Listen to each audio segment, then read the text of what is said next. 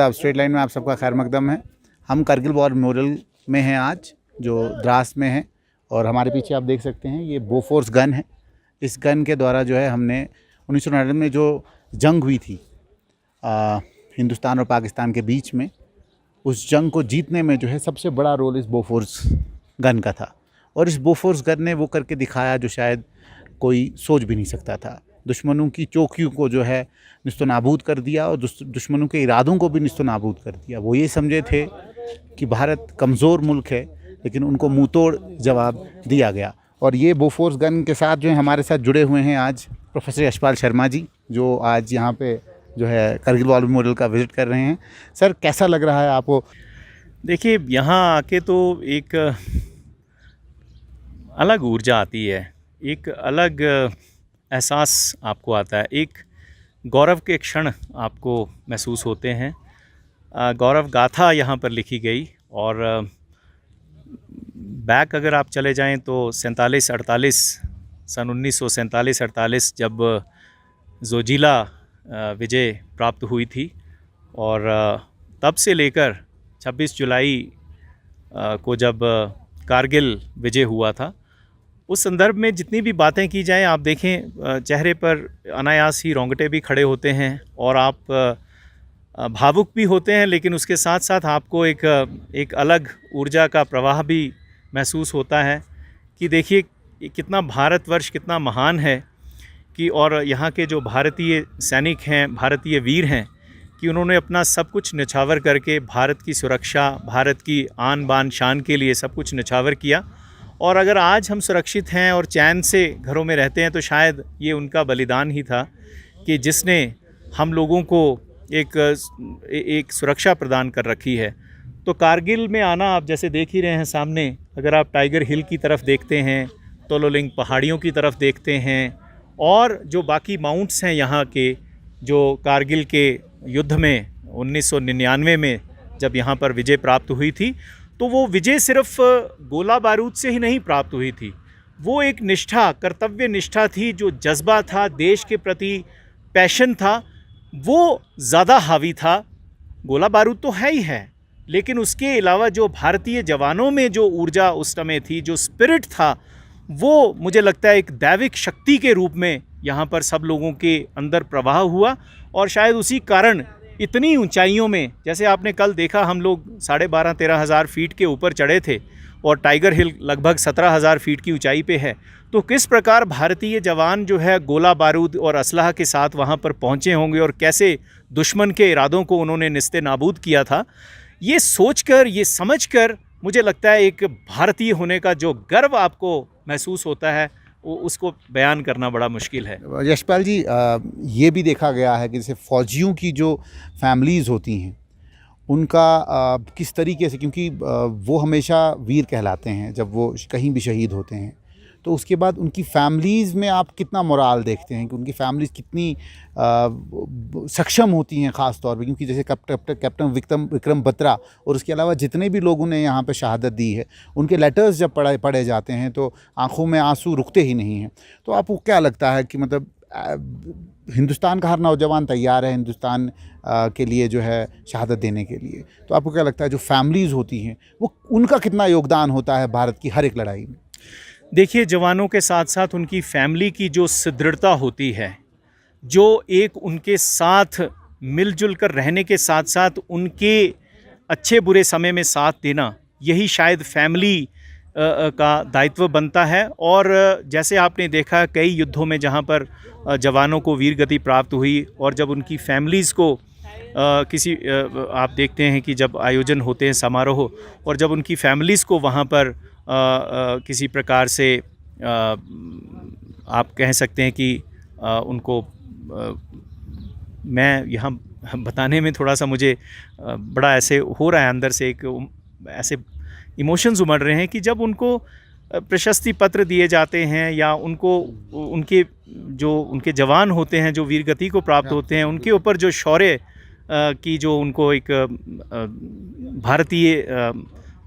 शासन की तरफ से प्रदान किया जाता है, तो आप ये देखें कि वो कितनी एक मतलब अंदर से डिटर्मिनेशन उनकी होती है और कितनी एक स्थिरता उनमें होती है, कितना ठहराव होता है और कितना पेशेंस होता है इस चीज़ को जज़ब करने के लिए। अब उनके वीर वहाँ पर नहीं हैं, लेकिन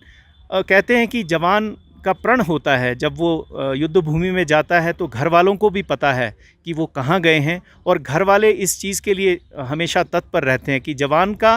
काम ही देश की सेवा में, अपने सेवा में कार्यरत रहना, फिर चाहे वो अंजाम का वो नहीं देखते। वो कहते हैं कि उनकी डीड्स जो होती हैं वो ही उनके आउटकम को डिसाइड करती हैं, और उनकी डीड्स इतनी पॉजिटिव होती हैं कि उनका आउटकम भी बहुत पॉजिटिव होता है। और ये भारतीय इतिहास की एक बहुत ही सशक्त एक वो रही है, एक आप कह सकते हैं कि एक इतिहास रहा है कि भारत में हमारे जो भारतीय सैनिक हैं उन्होंने किस प्रकार से देश के प्रति अपना संपूर्ण त्याग जो है दिया है। तो मैं ये बताना चाहूँगा कि भारतीय जो वीर हैं, उनकी फैमिलीज़ हैं, उनका भी उतना ही योगदान है जितना उनके वीर लोगों का है, और साथ में समाज का भी उतना योगदान होता है जो उनको उत्साहित करते हैं। उत्साह के साथ साथ उनको आगे बढ़ने की प्रेरणा, उनके जैसे बच्चों को हमने उनकी जो डिटर्मिनेशन देखी है, या उनके बच्चों का कि वो चाहे किसी की वीर गति हुई और बच्चे भी कहते हैं अब हम भी भारतीय सेना में,